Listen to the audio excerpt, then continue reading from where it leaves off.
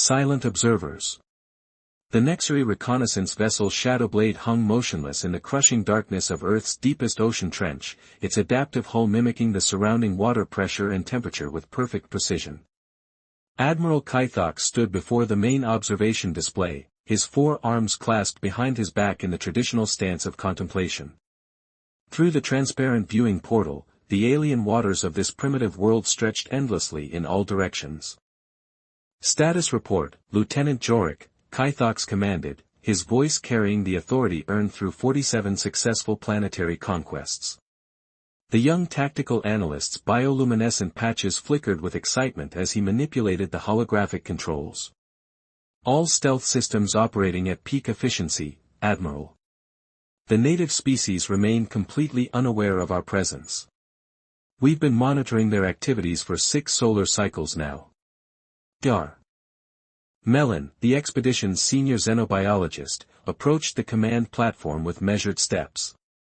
Her specialized sensory appendages twitched with barely contained enthusiasm. Admiral, the behavioral data we've collected is fascinating. These humans demonstrate remarkable adaptability, but their technological development appears severely limited. They've barely begun to explore their own planetary waters. Kythox nodded slowly. The Nexary Empire had perfected the art of conquest through careful observation. They studied each target world for months, sometimes years, learning weaknesses and strengths before striking with overwhelming force. Earth would be no different, another primitive world to add to their growing dominion. Show me the latest surveillance data, Kythox ordered. The main display shifted to reveal images captured by their microscopic observation drones scattered throughout Earth's biosphere. Cities sprawled across continents, crude spacecraft orbited their planet, and primitive vehicles moved across the surface. The technology was millennia behind Nexary standards. Their population is divided into numerous competing factions, Jorik reported eagerly. They spend considerable resources fighting amongst themselves rather than developing unified planetary defenses. Our invasion simulations indicate complete conquest within 72 of their rotational periods. Dar. Melon's expression grew thoughtful. While their technology is primitive, I've observed some intriguing behavioral patterns. Their willingness to risk individual survival for group benefit defies standard evolutionary logic. It's almost as if movement detected, interrupted the ship's navigation officer. Small submersible craft approaching our position, depth approximately 2,000 meters. Admiral Kythox turned sharply toward the display. Impossible. Our stealth systems are absolute. They cannot have detected us. Negative, Admiral. Their trajectory suggests they're unaware of our presence. The vessel appears to be conducting scientific research in this region. The main screen focused on a small, ungainly craft descending through the dark waters. Its design was crude but functional, a metal sphere surrounded by mechanical arms, propulsion systems, and various scientific instruments. Primitive lights cut through the darkness, illuminating the alien landscape of the deep ocean floor. 2 life forms aboard, Dr. Melon observed, studying the biosignature readings. 1 male, 1 female of the human species. Their vital signs indicate they're functioning normally despite the extreme pressure environment. Inside the submersible, Captain Tess Reginald adjusted the external camera angle to get a better view of a peculiar rock formation. Her short auburn hair was pulled back in a practical ponytail, and her green eyes reflected the glow of the instrument panels. Years of deep-sea research had taught her to read the ocean's moods, but today something felt different. Marcus, are you getting this on film? She called to her research partner. I've never seen coral formations like these at this depth. Marcus Vale looked up from his video equipment, brushing a strand of dark hair from his forehead. Recording everything, Captain. This is going to revolutionize our understanding of deep-sea ecosystems. His enthusiasm was infectious, even in the cramped confines of their research vessel. Aboard the Shadowblade, Lieutenant Jorik was analyzing the humans' activities with growing interest. They're collecting biological samples and documenting the local ecosystem. Their equipment is primitive, but their methodology appears systematic. Curious, Admiral Kythox mused. They've descended to crushing depths that would kill most species we've encountered, yet they show no signs of distress. Their vessel's construction is crude but effective. Dr. Mellon leaned closer to her sensors. Admiral, I'm detecting massive biological activity in the surrounding area. Something large is moving toward their position. The ocean around the human submersible began to change. The water itself seemed to ripple and shift, as if something enormous was displacing it from below. Captain Reginald's instruments began registering unusual readings. Marcus, look at these sonar readings, Tess called out, her voice tight with sudden concern. Something big is down there. Really big. Before Marcus could respond, the submersible shuddered violently. Emergency lights flashed red as systems began failing throughout the craft. Through the viewing ports, they caught glimpses of something massive and tentacled moving in the darkness beyond their lights. Colossal squid, Tess whispered, her training taking over despite the fear rising in her throat. But it's huge, bigger than anything on record. The creature struck again, this time with deliberate force. One of the submersible's mechanical arms was torn away, spinning into the darkness. Sparks flew from damaged control panels as the vessel's hull groaned under the assault. Admiral Kythox watched the unfolding scene with growing fascination. Interesting. They're trapped at crushing depth with a hostile predator and failing life support systems. This will provide valuable data on human behavior under extreme stress. Should we intervene, Admiral? Dr. Mellon asked, her scientific curiosity warring with something that might have been concern. Negative. We observe only. Their response to this crisis will tell us everything we need to know about their species' true capabilities. As the massive squid circled their damaged vessel like a predator evaluating wounded prey, Captain Tess Reginald began making calculations that would determine whether she and Marcus would ever see the surface again. In the darkness above them, alien eyes watched and recorded every moment, unaware that they were about to witness something that would change their entire perspective on the species they had come to conquer. The deep ocean held its breath as two worlds, one primitive, one advanced, prepared to learn truths that would reshape the fate of both civilizations. Into the abyss. The submersible Deep Explorer shuddered as another massive tentacle slammed against its titanium hull. Captain Tess Reginald fought to maintain control as sparks cascaded from the damaged electrical systems. The emergency lighting cast everything in hellish red, and the acrid smell of burning circuits filled the cramped cabin. Hull integrity at 73%, Marcus called out, blood trickling from a gash on his forehead where he'd struck the control panel during the first impact. Despite his obvious concussion, he kept his hands steady on the backup systems. Life support is failing, Tess. We've got maybe 4 hours of oxygen left. Through the reinforced viewport, the colossal squid's eye appeared, a dinner plate-sized orb that seemed to regard them with alien intelligence. The creature was enormous, easily 60 feet from tentacle tip to tentacle tip, its body pulsing with bioluminescent patterns that created an almost hypnotic display in the eternal darkness of the deep ocean. Aboard the Shadow Blade, Admiral Kythox leaned forward with interest. The human vessel was clearly damaged, its occupants trapped at crushing depth with no apparent means of escape. Yet neither human showed signs of panic. Fascinating, Dr. Mellon observed, her sensory appendages twitching as she analyzed the biosignature data. Their stress hormones are elevated, but their cognitive functions remain sharp. Most species we've observed would have descended into terror by now. Lieutenant Jorik manipulated the holographic display to zoom in on the human's activities. The female appears to be implementing some kind of strategy, Admiral. She's rerouting power from non-essential systems. Inside the submersible, Tess worked with practiced efficiency despite the circumstances. Years of deep-sea research had taught her that panic was a luxury she couldn't afford. Marcus, I need you to shut down everything except life support and the ballast systems. We're going to play dead. Play dead. Marcus winced as he reached for the power controls, his head wound making him dizzy. Tess, That thing could crush us like a tin can. It's a predator, Tess explained, her voice calm despite the terror clawing at her chest. Predators are programmed to respond to movement and struggle. If we stop moving, stop sending out electrical signals, it might lose interest. The squid struck again, but this time more gently, almost exploratory.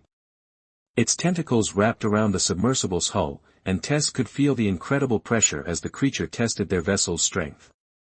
Chief Nalix, the Shadowblade's chief engineer, studied the readings with growing confusion. Admiral, their vessel should have been crushed by now. The pressure at this depth exceeds the structural limits of their primitive materials. Yet it holds, Admiral Kythox noted. Continue observation. Tess held her breath as the squid's tentacles explored every surface of their craft. Through the viewport, she watched the creature's chromatophores shift colors, deep reds and purples rippling across its skin in complex patterns. It was beautiful and terrifying simultaneously. It's communicating, she whispered to Marcus. Look at those color patterns. It's trying to understand what we are. Marcus managed a weak smile despite their desperate situation. Maybe we should try talking back. To the alien's amazement, Tess began manipulating the submersible's exterior lights, creating simple flashing patterns. The squid paused its exploration, its massive eye focusing on the light display. Incredible, Dr. Mellon breathed. She's attempting interspecies communication with a hostile predator. The tactical applications are illogical, Lieutenant Jorik interrupted. She should be trying to escape or defend herself, not communicate with the threat. But Tessa's strategy was working. The squid's tentacles loosened slightly, and its color patterns shifted to lighter hues. For several minutes, an impossible conversation played out in the depths, human technology speaking to ancient cephalopod intelligence through the universal language of light. Then the squid's color suddenly darkened to angry reds and blacks. Something had agitated it. Sonar contact, Marcus reported, checking their instruments. Multiple contacts, actually. Something's approaching from above. The squid released the submersible and began ascending rapidly, its massive form disappearing into the darkness above them. Moments later, a pod of sperm whales passed overhead, the natural predators of large cephalopods. It was protecting its territory, Tess realized. We weren't prey, we were intruders. That's why the communication worked. But their reprieve was temporary. The submersible was still damaged, their life support failing, and they were trapped 2,000 meters below the surface with no way to communicate their situation to the world above. Admiral Kythox watched as the humans began working together with remarkable efficiency. Despite the male's obvious injury, he assisted the female in attempting repairs to their damaged systems. Their cooperation is notable, Dr. Mellon observed. The injured individual continues to function despite reduced capacity. In most species, injured members become liabilities. Tess had managed to restore partial power to their communication systems, but the transmitter was damaged. Marcus, I need you to help me with something that's going to sound crazy. Crazier than trying to chat with a giant squid? We're going to jury-rig a distress beacon using the ballast control system. Tess was already pulling apart control panels, her hands moving with practiced precision. If we can create a rhythmic pressure wave by rapidly adjusting our buoyancy, it might be detectable on the surface. Marcus stared at her. That's actually brilliant. Like tapping SOS on a pipe, but with water pressure. Working together despite Marcus's injury and their dwindling oxygen supply, they began cannibalizing parts from various systems. Tess used her knowledge of marine engineering while Marcus contributed his understanding of electronics and signal processing. Lieutenant Jorik was amazed by what he was witnessing. Admiral, they're creating functional technology from damaged components. Their methods are primitive, but their problem-solving capabilities are remarkable. Noted in your report, Admiral Kythox said quietly. His expression had grown thoughtful as he watched the humans work. These creatures demonstrate adaptability beyond our initial assessments. As their improvised beacon began sending pressure pulses toward the distant surface, Tess and Marcus settled back to wait. Their oxygen was running low, the cold was seeping through their damaged hull, and they had no guarantee their desperate gambit would work. "If we don't make it," Marcus said quietly, his concussion making his words slightly slurred, "I want you to know that documenting your work has been the honor of my career." Tess squeezed his hand. "We're going to make it, Marcus.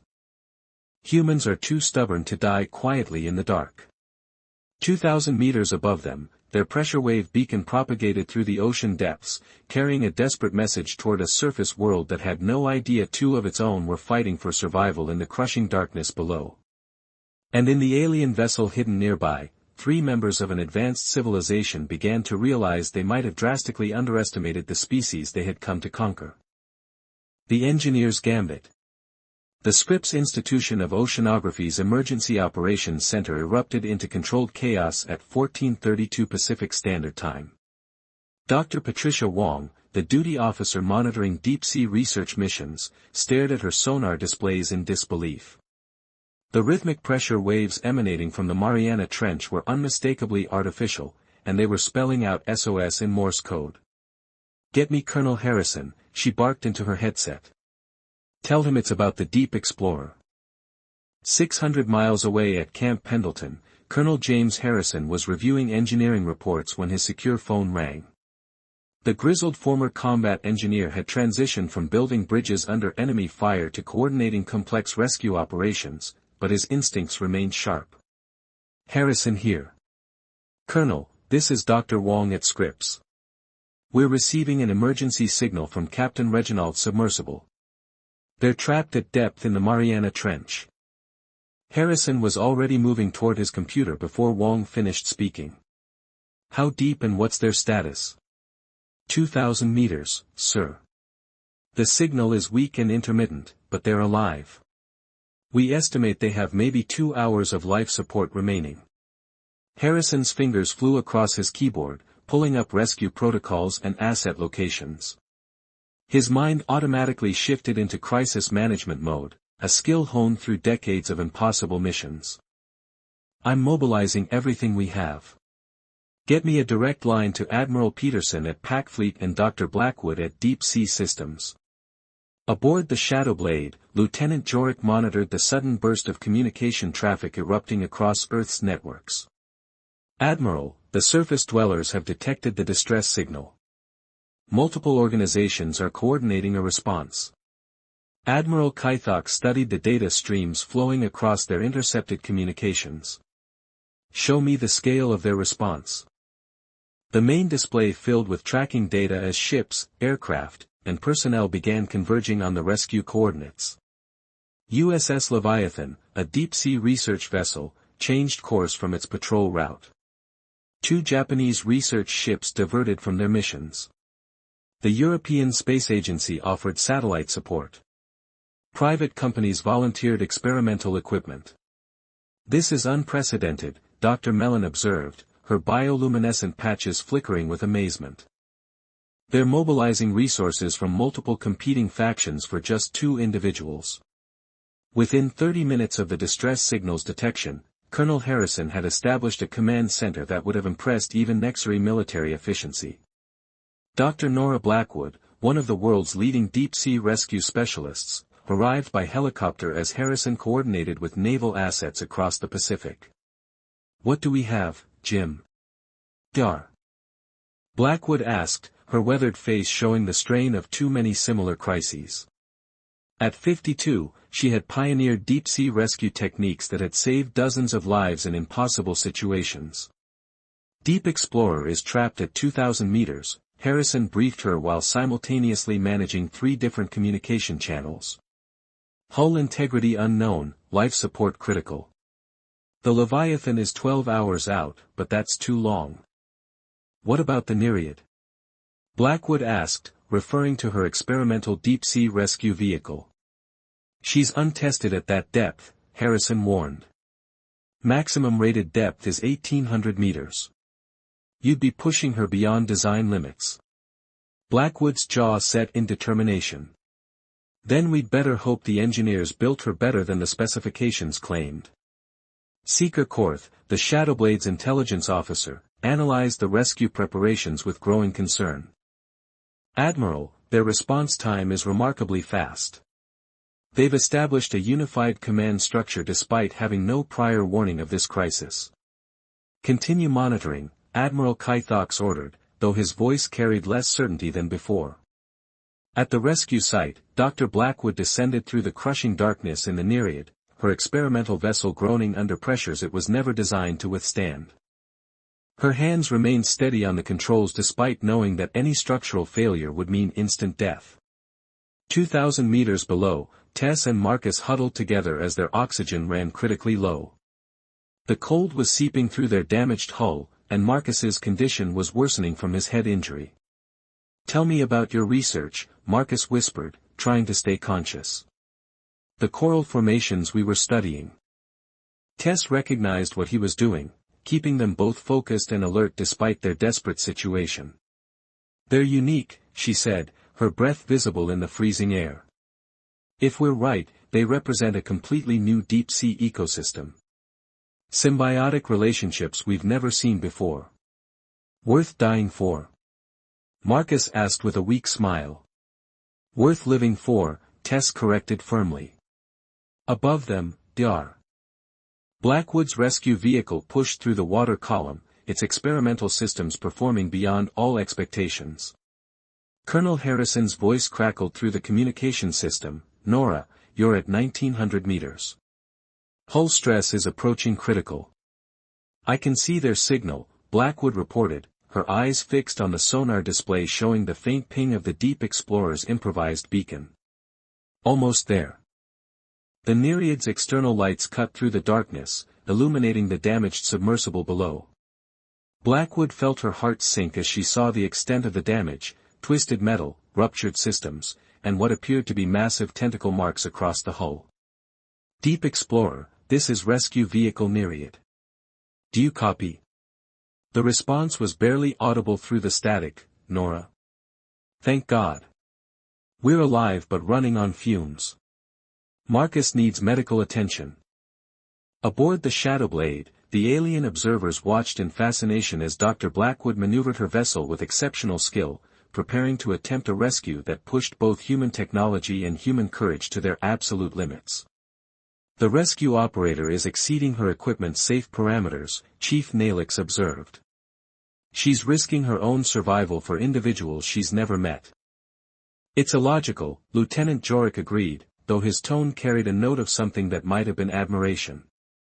Admiral Kythox said nothing, but his four arms had unconsciously moved to a position his species associated with deep contemplation. On the surface, Colonel Harrison coordinated with naval vessels, medical teams, and engineering specialists from around the world. Scientists shared data freely, militaries offered resources without question, and private companies donated equipment worth millions. All for two humans trapped in the darkness.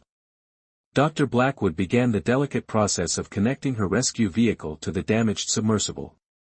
The operation required precision that bordered on the impossible. Any mistake would likely kill all three of them. "Jim, I need you to walk me through the docking procedure one more time," she called to the surface. Harrison's voice was steady despite the tension.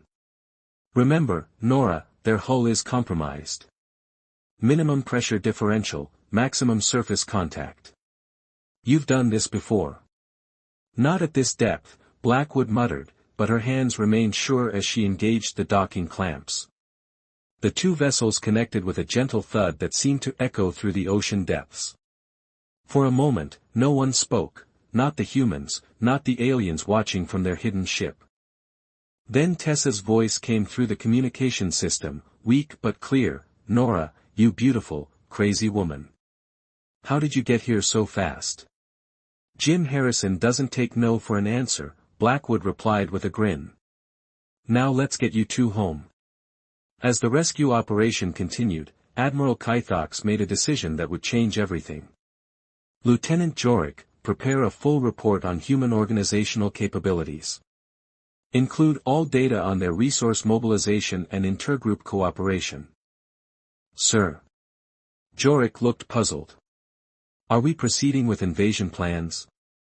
For the first time in 47 conquests, Admiral Kythox hesitated before answering. Pressure points. The docking procedure between the Nereid and Deep Explorer had barely begun when Dr. Blackwood's sonar detected massive movement in the surrounding darkness. Her blood ran cold as she recognized the signature. Something enormous was rising from the abyssal depths below them. "Jim, we've got company," she reported to Colonel Harrison on the surface. "Sonar contact, bearing 270, range 50 meters and closing. It's big." Through the Deep Explorer's damaged viewport, Tess saw the familiar bioluminescent patterns approaching. "It's the squid," she whispered to Marcus, who was barely conscious now, his head injury worsening in the cold. "It's coming back." The colossal squid had indeed returned, but this time it wasn't alone. Two smaller specimens flanked it, still massive by human standards, but clearly juveniles following their parent. The adult's chromatophores pulsed with agitated patterns as it detected the new intruders in its territory. Aboard the Shadow Blade, Warprime Zelfin materialized on the command bridge in a shimmer of teleportation energy. Admiral Kythox's superior was an imposing figure even by Nexri standards, taller, more heavily armored, with biomechanical enhancements that spoke of countless battles across the galaxy. "Admiral," Zelfin's voice carried the authority of absolute command. "Your reports have been concerning. Explain why a simple reconnaissance mission has extended beyond schedule." Admiral Kythox gestured toward the main display, where the drama was unfolding in the crushing depths. "Warprime, the humans are demonstrating capabilities that contradict our initial assessments. Observe." The colossal squid struck the joined vessels with devastating force. The impact separated the rescue ship from the damaged submersible, sending both spinning through the water. Dar. Blackwood fought for control as her instruments failed and emergency lights bathed everything in hellish red. "Nora." Colonel Harrison's voice crackled through the damaged communication system. "Report status." "Hull breach in sections 2 and 4, Blackwood gasped, tasting blood from where she'd bitten her tongue during the impact. "I'm losing life support, but I'm still mobile." The squid's massive tentacles wrapped around the Deep Explorer, and Tess could hear the hull groaning under impossible pressure. But instead of crushing the vessel immediately, the creature seemed curious about its occupants, perhaps remembering their earlier attempt at communication. "It recognizes us," Tess realized. She turned to Marcus, whose eyes were glazed with pain and oxygen deprivation. "Marcus, I need you to stay awake. Can you reach the light controls?" Together, using their last reserves of strength, they began flashing the same light patterns they'd used before. The squid's grip loosened slightly, its alien intelligence processing this familiar communication attempt. Warprime Zelfin watched with growing interest. They're attempting to negotiate with a hostile predator while facing imminent death. Fascinating. Dr. Blackwood saw her opportunity. While the squid was distracted by the light display, she maneuvered the Nereid closer to the Deep Explorer. But the movement caught the creature's attention, and it released the submersible to focus on this new threat. "Nora, get out of there!" Tess shouted over the communication link. "Save yourself." "Not happening, Captain," Blackwood replied firmly. "Nobody gets left behind." The squid's tentacles lashed out at the Nereid, and Blackwood realized with crystal clarity that her rescue vehicle couldn't withstand the assault. She had perhaps 30 seconds before the creature would crush her vessel completely. In that moment, she made a decision that would echo through both human and alien consciousness. "Jim," she called to Colonel Harrison, her voice steady despite the terror of her situation. "Tell my family I love them. Tess, Marcus, it's been an honor." Before anyone could respond, Dr. Blackwood activated her emergency ballast blow and simultaneously fired her thruster systems at maximum power. The Nereid shot upward like a missile, directly toward the squid's massive head. At the last second, she triggered her vessel's emergency beacon, not a distress call, but a high-intensity sonar pulse that would disorient the creature. The impact was devastating. The nereid struck the squid between its dinner-plate eyes, and both vessel and creature tumbled away into the darkness. Dr. Blackwood's sacrifice had bought precious time, but at the ultimate cost. Nora. Colonel Harrison's anguished voice echoed through the depths. War Prime Zelthan turned to Admiral Kythox with newfound respect in his voice. She deliberately sacrificed herself to protect strangers. Her vessel was damaged, she could have escaped to the surface. Yes, War Prime, Kythox replied quietly. This behavior appears to be consistent across their species. In the Deep Explorer, Tess fought back tears as she held Marcus's hand. Her friend was slipping away, his breathing shallow and irregular. The cold was killing them both, but Dr. Blackwood's sacrifice had given them something precious, time. Marcus, stay with me, she whispered. Nora didn't die so we could give up now. With trembling fingers, she activated their emergency beacon one final time. But instead of the mechanical distress signal, she began transmitting something else, a message that would be picked up not only by the rescue ships above, but by the alien listeners hidden in the darkness.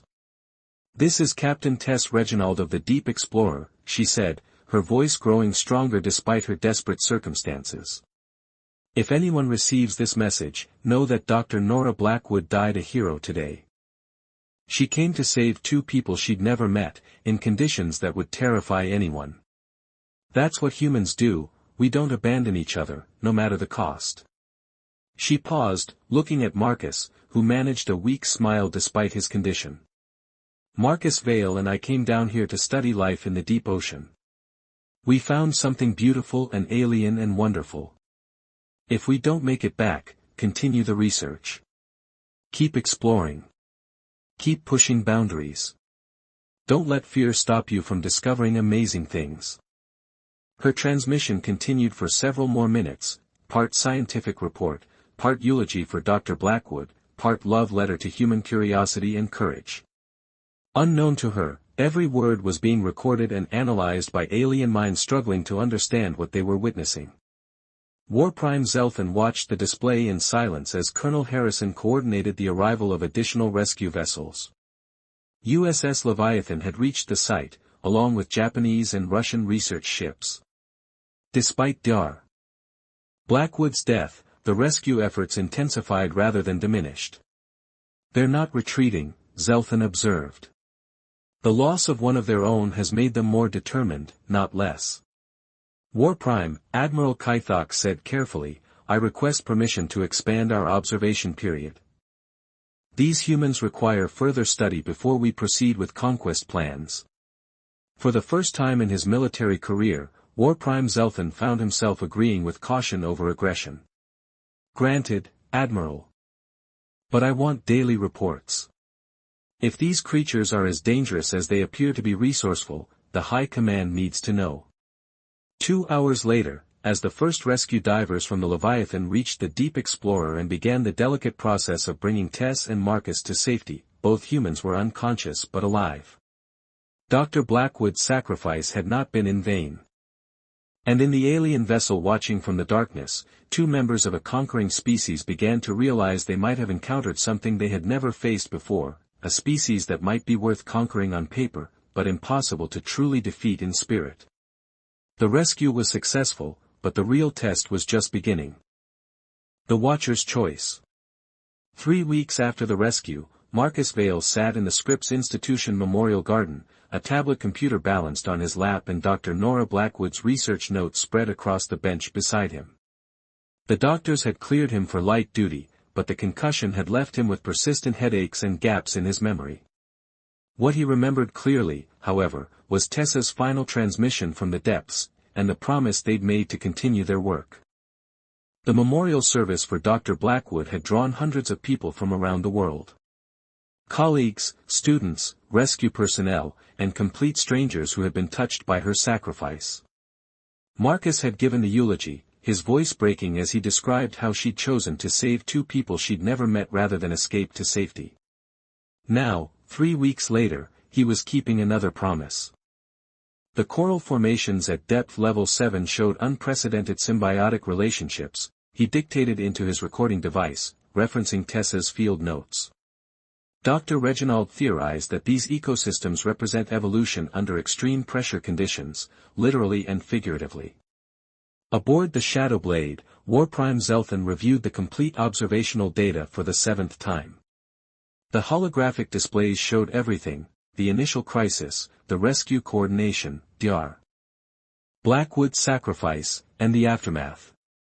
Each review only reinforced his growing certainty that humanity represented something the Nexari Empire had never encountered before. "Admiral Kythox," he called.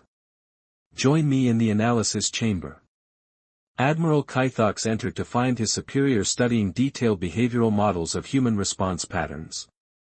The displays showed statistical breakdowns of human behavior under stress, resource allocation during emergencies, and psychological profiles of key individuals.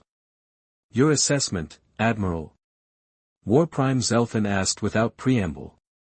"Warprime, in 47 previous conquests, we observed consistent patterns. Species either surrendered when faced with superior technology, or fought with predictable tactical responses based on self-preservation instincts." Kythox gestured toward the data. "Humans demonstrate neither pattern." "Elaborate." "They don't surrender when outmatched, they adapt. They don't fight solely for self-preservation, they fight for abstract concepts like honor, curiosity, and protection of others." Dr. Blackwood's sacrifice exemplifies this.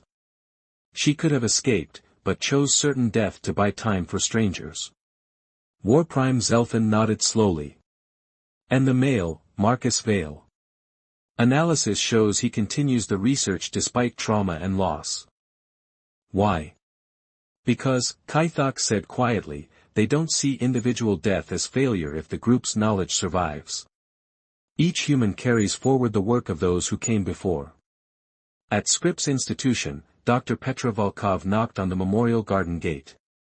Marcus looked up to see a tall woman with silver-streaked hair and intelligent blue eyes, Dr. Blackwood's former student and the marine biologist who'd volunteered to continue the deep-sea research program. "Mr. Vale." "I'm Petra Volkov."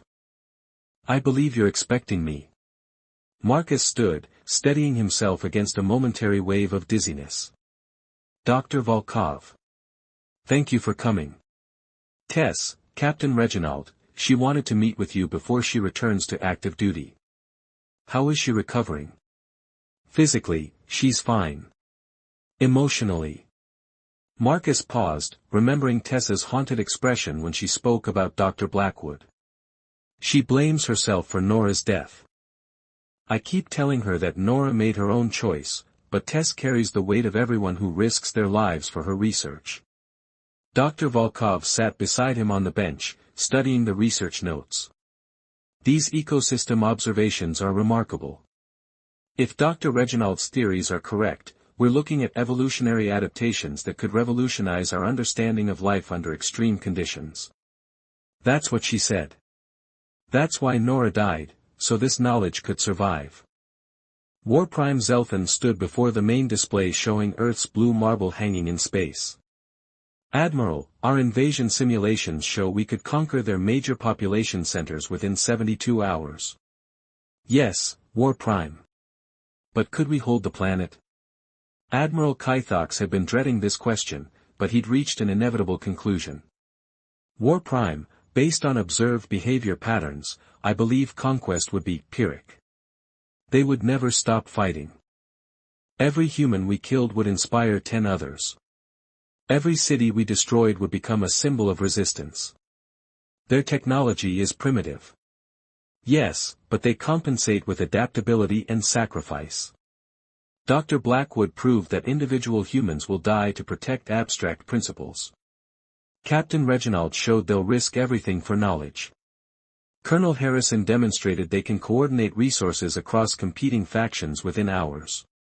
Warprime Zelthan was quiet for a long moment. "You're recommending we abort the invasion?" "I'm recommending we reclassify Earth as unsuitable for standard conquest protocols.